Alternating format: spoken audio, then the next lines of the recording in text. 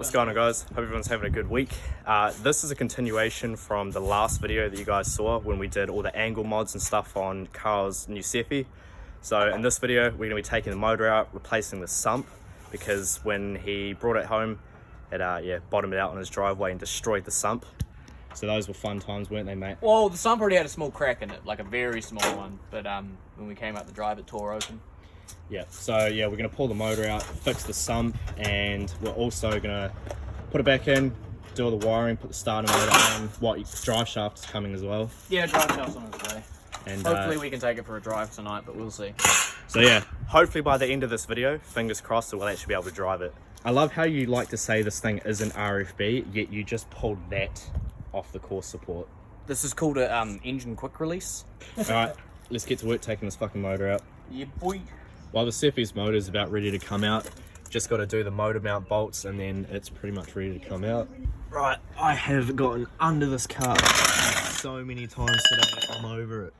But, gotta get under here, undo the gearbox cross member, and then can finally pull this motor and box out. Today's been pretty hectic, there's been so much going on and been trying to film 2 different videos at once, so yeah, it's getting a bit difficult, but Carl's just finished up welding his diff and he's having a lot of trouble getting it in. How frustrated are you getting, mate? Oh, don't even ask. The welds on the center bit are sort of like come out too much, so we can't get the axle stub back in. So hoary ass Carl is cutting it so it'll fit into the diff. And he gives me shit about doing things half-assed. You two look cozy under there. Oh, kick your phone, clean out your hand, boy. Hey, it's your fault when you wanted to get a YouTuber around to help. Pretty much. That's so close. Cars, don't you just love them? Cars, they tend to make me want to kill myself on a daily basis. Right, now do you want it back up? No. No? Put some fucking nuts on it, man. Jesus. For the bants, mate, for the bants. For the bants. I'm so grumpy, dude. I need sleep. Yeah, aren't you running on like an hour or 2? I didn't sleep. Oh, you didn't sleep at all? No, I did not. I got like 4. That's enough. That's enough. I just couldn't sleep, man. I just wanted to get started, so I came out at like 7:30 and just got started. As soon as there was sunlight.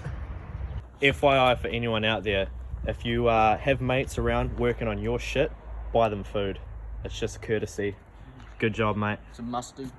Right, I went home to grab some warmer shit because I'm a little bitch. Got back, these guys have finished the Miata, locked diffs in. Alright, it's starting to get dark, but we're about to pull the motor out. Old seatbelt, that's how you do it. Best way. Out she comes. Maybe. The power of the seatbelt. Ta-da! Well, that's cool. Your motor mount was not done up from the bottom because I'd undid it from the top. Classic. So it had no bolts in. Classic. What about this side? Same thing. No, she's got bolts on it. Just they're not even tight. Just classic RB things, nothing major. Actually, do you want to pump it? That's what she said. Probably start going forward now. The gearbox is about to hit the top. Fucking heavy. Oh, hang on. Yep, right now. I think the gearbox is strapped on something. It's free to go. Hello, exhaust. Goodbye. Did you take the shifter out? No, did you? No. Put it down. Yep, nah, shifter's still in.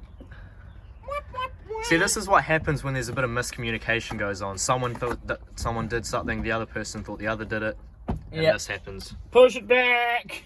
Push! A bit more! That'll do! How do you take these out? Huh? How do you take these out? Alright, pull it out! Didn't even have a C-clip on it. Oh, Classic. it just popped right off. And you said this car isn't RFB. It's not. You're gonna go up again though? Yeah, it's on the subframe. I'm so expecting that seatbelt to just snap and it'll just go falling. This seatbelt is a lot safer than this fucking dinky ass thing. gonna take the headlights out, so don't feel safe. The gearbox is pretge much resting on the cross member. We can like even just leave it there and do it. Alright, Carl with the starter motor on. We've been taking all these little 10mm bolts out of the sump. Little top tip, put them in a little box. It'll save you a hassle of trying to figure out where shit is all later. But if you come under here, yeah, you can see under the sump here, just where it's been camped up, and there's a little split right there where all the oil will come from. You can see it, the whole thing is just covered in it. Where's my flathead? This one's fucked. Yeah, also you want to be careful if you plan on reusing a sump at all to, yeah, take a lot of care when you're taking it apart, because these things bend, and once they bend, they'll never seal properly again. And even though this one has a split in it, Carl's going to weld that up at some point and have this one as a spare. A couple minutes later, wasn't too bad. He got it off pretty easily. Well, most of the way. If I do a couple pops on that side, she'll come free. There she goes.